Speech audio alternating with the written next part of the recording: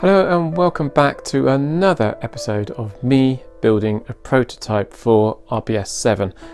This is the cabinet where it is going to go, and to be honest I'm kind of really worried because it's going to be so hard to build inside there. There's glass on the sides, the back, the top, all of which could break.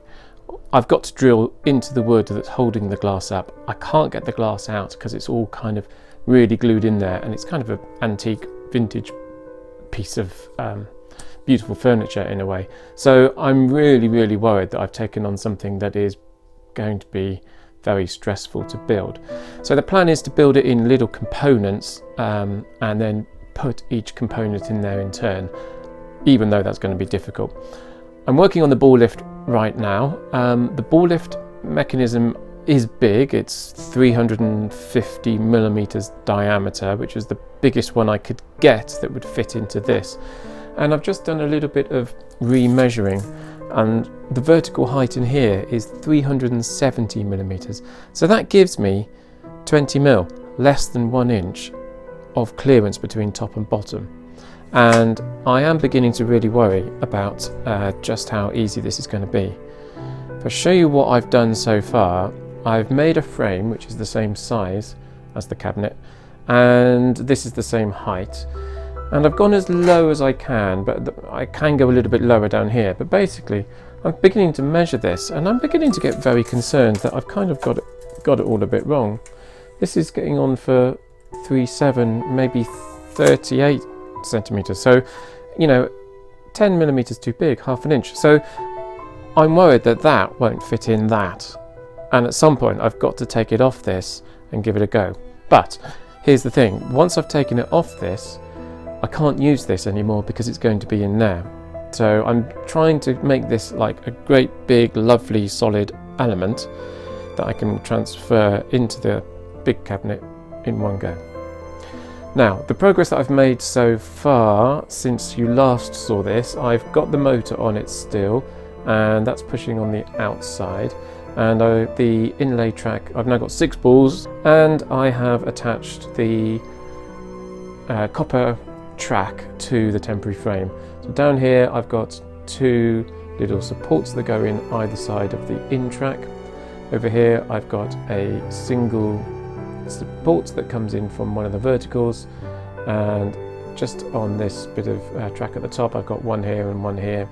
That supports the track in the right place. Now I can kind of bend the track around a little bit, but there isn't a lot of movement in there. And I've got it the same kind of distance out from the bearing so that the balls stay in the track, and each of the spigots that push it up, one of the 6 spigots, it's a nice fit. It all stays pretty nice and central. My out track is very temporary at the moment, but let's turn it on and I can show you how it works so far.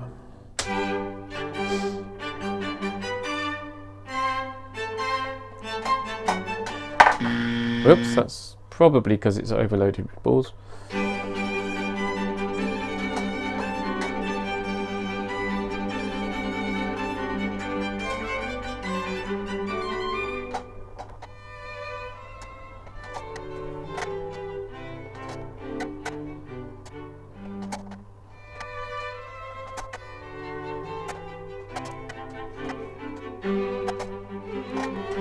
So things I've got to work on this episode. I am going to take all the electrics off the motor. I don't really like them, they're very big, they're very ugly, and it's it's not particularly very good. There's a massive capacitor under here, so I'm going to de-wire all of the 2 wires going in, and I'm going to put the capacitor in a little box underneath and extend the wire to the capacitor, and basically have it so that there's just going to be 3 wires that go down through a hole into the baseboard, and then they can all be nicely hidden underneath, and I'll make it all safe and good looking. And I'm going to make a little exit piece of element. At the moment the copper comes around and just does a right hand turn. I'm probably going to put an S-bend and carry it along here, where there'll either be a switch or a turnaround before it goes back to a switch. So I'm going to extend it so that I can make use of this frame, and that'll probably be the last bit of copper work I do before it goes into the main cabinet. So that's the job for this episode. let's get going. Well, it's a little bit later on and I've done the electrics, so it's much neater now, and I will just drill a little hole here in the real one and pass the wires through.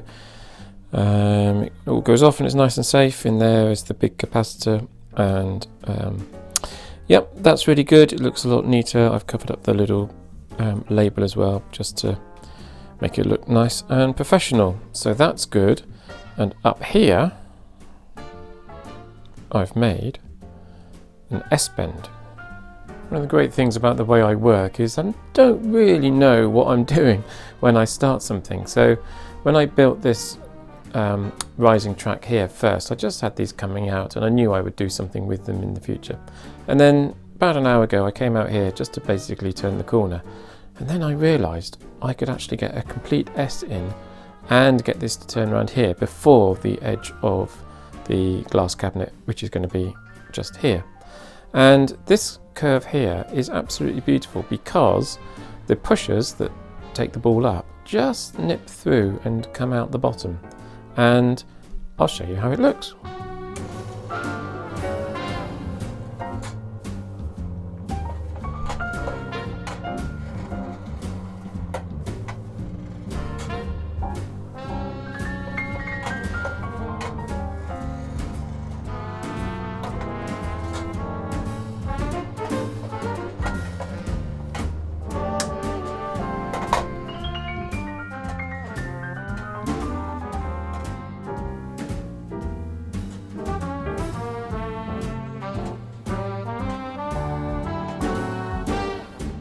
So I don't think there's anything else to do now.